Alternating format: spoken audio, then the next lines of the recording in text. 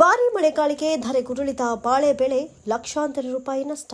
ತಾಲೂಕಿನಲ್ಲಿ ಶನಿವಾರ ರಾತ್ರಿ ಬಿದ್ದಂತಹ ಬಿರುಗಾಳಿ ಸಹಿತ ಸುರಿದ ಮಳೆಯಿಂದಾಗಿ ಬಾಳೆ ಬೆಳೆ ನಾಶವಾಗಿದ್ದು ಅಪಾರ ನಷ್ಟ ಸಂಭವಿಸಿದೆ. ತಾಲೂಕಿನ ಕಸಬಾ ಹೋಬಳಿಯ ರಮಾಪುರ ಗ್ರಾಮ ಪಂಚಾಯಿತಿ ವ್ಯಾಪ್ತಿಯ ರಮಾಪುರ ಭೀಮನಹಳ್ಳಿ ಗ್ರಾಮದ ಸುತ್ತಮುತ್ತಲಿನ ತೋಟಗಳಲ್ಲಿ ಗೊನೆ ಕಟ್ಟಿದ್ದ ಬಾಳೆ ಗಿಡಗಳು ಮುರಿದು ಬಿದ್ದಿವೆ.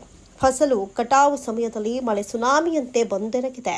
ಇದರಿಂದ ಸುಮಾರು ಎಕರೆಯಲ್ಲಿ ಬೆಳೆದಿದ್ದಂತಹ ಬಾಳೆ ಬೆಳೆ ನಾಶವಾಗಿದ್ದು, ಈ ಕುರಿತು ಸೂಕ್ತ ಪರಿಹಾರಕ್ಕಾಗ್ರಹಿಸಿ ಸರ್ಕಾರಕ್ಕೆ ಮನವಿ ಮಾಡಿ ರೈತರು ಅಳಲನ್ನ ತೋಡ್ಕೊಂಡ್ರು. ಭೀಮನಹಳ್ಳಿ ರೈತರಾದಂತಹ ಅಶೋಕ್ ಕುಮಾರ್ ಮಾತನಾಡಿ, ರಾತ್ರಿ ಸುರಿದ ಬಿರುಗಾಳಿ ಸಹಿತ ಮಳೆಯಿಂದಾಗಿ ಫಸಲಿಗೆ ಬಂದು ಕಟಾವಿಗೆ ಬಂದಿದ್ದ 3,000 ಬಾಳೆ ಗಿಡಗಳಲ್ಲಿ 2,500 ಗಿಡಗಳು ನಾಶವಾಗಿದೆ. ಇದರಿಂದ 5 ಲಕ್ಷ ರೂಪಾಯಿಗಳು ವೆಚ್ಚ ಮಾಡಿದ್ದು ಸುಮಾರು 15 ಲಕ್ಷ ಬರುವ ನಿರೀಕ್ಷೆ ಇತ್ತು ಅನ್ನುವಷ್ಟರಲ್ಲಿ ಈ ರೀತಿ ಬೆಳೆ ನಾಶವಾಗಿದೆ. ಸೂಕ್ತ ಪರಿಹಾರ ನೀಡುವಂತೆ ಕೈಮುಗಿದು ಮನವಿ ಮಾಡಿಕೊಂಡಿದ್ದಾರೆ ರೈತರು. ಮತ್ತೋರ್ವ ರೈತ ವಿಜಯ್ ಕುಮಾರ್ ಅವರು ಮಾತನಾಡಿ, ನಾವು ಕೂಡ ಮೊದಲನೇ ಬಾರಿಗೆ ಸಾವಯವ ಕೃಷಿ ಪದ್ಧತಿಯನ್ನು ಅಳವಡಿಸಿಕೊಂಡು ಸುಮಾರು 2 ಎಕರೆ ಜಾಗದಲ್ಲಿ 1,500 ಬಾಳೆ ಗಿಡ ಹಾಕಿದ್ದು, ಇನ್ನೇನು ಫಲ ಕೈಗೆ ಸಿಗುವಷ್ಟರಲ್ಲಿ ಬಿರುಗಾಳಿ ಮಳೆಯಿಂದಾಗಿ ಬೆಳೆಯೆಲ್ಲ ನಾಶವಾಗಿದೆ. ಸುಮಾರು 2 ಲಕ್ಷ ವೆಚ್ಚ ಮಾಡಿದ್ದು, ಈಗ ಬಾಳೆಹಣ್ಣಿಗೆ ಉತ್ತಮವಾದ ಬೆಲೆ ಇರುವುದರಿಂದ ನನಗೆ 5 ಲಕ್ಷ ರೂಪಾಯಿಗಳು ಲಾಭ ಬರುವ ನಿರೀಕ್ಷೆ ಇತ್ತು. ಆದರೆ ಪ್ರಕೃತಿ ವಿಕೋಪದಿಂದಾಗಿ ಬೆಳೆ ನಾಶವಾಗಿದೆ ಅಂತ ಅಳಲನ್ನು ವ್ಯಕ್ತಪಡಿಸಿದರು. ಕರ್ನಾಟಕ ರಾಜ್ಯ ರೈತ ಸಂಘ ಹಾಗೂ ಹಸಿರು ಸೇನೆ ಸಾಮೂಹಿಕ ನಾಯಕತ್ವದ ತಾಲೂಕು ಅಧ್ಯಕ್ಷ ಲೋಕೇಶ್ ಗೌಡ ಅವರು ಮಾತನಾಡಿ, ಬಿರುಗಾಳಿ ಸಹಿತ ಸುರಿದ ಧಾರಾಕಾರ ಮಳೆಗೆ ಬಾಳೆ ಬೆಳೆ ನಾಶವಾಗಿದ್ದು, ಕೂಡಲೇ ಸರ್ಕಾರ ಪರಿಹಾರವನ್ನು ನೀಡಬೇಕು. ಹಾಗೆ ಈ ಭಾಗದ ಸುತ್ತಮುತ್ತಲೂ ಕೂಡ ಬಾಳೆ, ಮುಸುಕಿನ ಜೋಳ ಮುಂತಾದ ಬೆಳೆಗಳು ಕೂಡ ನಾಶವಾಗಿದ್ದು, ಹಾಗೆ ತಾಲೂಕಿನ ವಿವಿಧೆಡೆಗಳಲ್ಲಿ ಕೂಡ ಬೆಳೆ ನಾಶವಾಗಿದ್ದು, ಕೂಡಲೇ ಸರ್ಕಾರಕ್ಕೆ ಜಿಲ್ಲಾಡಳಿತ ಹಾಗೂ ತಾಲೂಕು ಆಡಳಿತದ ಅಧಿಕಾರಿಗಳು ಬೆಳೆ ನಷ್ಟದ ವರದಿಯನ್ನು ನೀಡಿ ಕೂಡಲೇ ತ್ವರಿತವಾಗಿ ರೈತರಿಗೆ ಪರಿಹಾರ ನೀಡಬೇಕು ಅಂತ ಆಗ್ರಹಿಸಿದರು. 1,500 ಗಿಡ ಹಾಕಿದ್ವಿ, ಎಲ್ಲ ನಷ್ಟ ಹೋಗಿದೆ ಸರ್. ಎಷ್ಟು ಲಾಸ್ ಆಗಿದೆ ಸರ್ ನಿಮಗೆ? ಇವಾಗ ನಾವು 2 ಲಕ್ಷ ಖರ್ಚು ಮಾಡಿದ್ವಿ ಸರ್.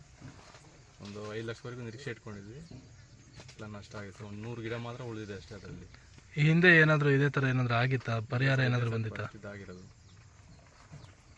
ಹಾಕಿರೋದೇ first sir. ಇದು ಹಾಕಿರೋದು ಮೊದಲನೇ ಪ್ರಯತ್ನ ಪಟ್ಟಿದ್ದೀರಾ? ಮೊದಲನೇ ಪ್ರಯತ್ನ ಪಟ್ಟಿದ್ವಿ, ಈ ಥರ ಇದು ಮಾಡಿದ್ವಿ. ತಮ್ಮ ಹೆಸರು ಸರ್? ವಿಜಯ್ ಕುಮಾರ್ ಅಂತ ಸರಿ ಸರ್. ಅವರು Bhimanahalli sir. Thank you. Tahsildar ಬಂದು ಹೋಗೋದಲ್ಲ, ಸರ್ಕಾರಕ್ಕೆ ಸೂಕ್ತವಾದ ವರದಿ ಕೊಡಬೇಕು. ಏನು ನಮ್ಮ ರೈತರು ಇವತ್ತು ನಷ್ಟ ಹೊಂದಿದ್ದಾರೆ, ಅದಕ್ಕೆ ಸೂಕ್ತವಾದ ಪರಿಹಾರ ಕೊಡಬೇಕು. ಯಾಕಂದರೆ ಯಾವ್ಯಾವುದಕ್ಕೂ ಸರ್ಕಾರ ದುಡ್ಡು ಖರ್ಚು ಮಾಡುತ್ತೆ, ಏನೇನಕ್ಕೂ ಖರ್ಚು ಮಾಡ್ತವೆ. ಆದರೆ ಇಂಥ ರೈತರು ಇವತ್ತೇನು ಒಳ್ಳೆ ಇಳುವರಿ ತಂದು ಇವತ್ತು ಒಂದು ಹಸಿ ಕೆ ಜಿ ನಮ್ಮ ಲಾಲ್ಬಾಗಲ್ಲಿ 102 ರೂಪಾಯಿ ರೇಟ್ ಇವತ್ತು.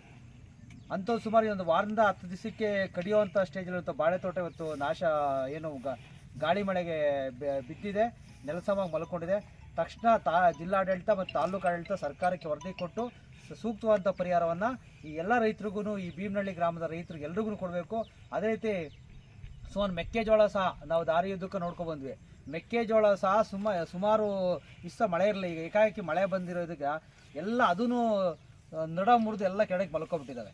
ಇಂಥ ಪರಿಸ್ಥಿತಿಗಳಲ್ಲಿ ಸರ್ಕಾರ ಬರ ಅಂತ ಇದ್ರೆ, ಈಗ ಅತಿವೃಷ್ಟಿ ಅನಾವೃಷ್ಟಿ ಅಂತ, ಈಗ ಅತಿವೃಷ್ಟಿಗೆ ಮತ್ತೆ ಈ ಸರಿ ಆಗುವಂಥ ಇದಿದೆ. ತಕ್ಷಣ ಸರ್ಕಾರಕ್ಕೂ ಮತ್ತು ನಮ್ಮ ತಹಸೀಲ್ದಾರ್ಗೂ ಬೆಳಗ್ಗೆ ನಾವು ಇದ್ರ ಬಗ್ಗೆ ಮಾಹಿತಿ ಕೊಟ್ಟಿದ್ದೀವಿ.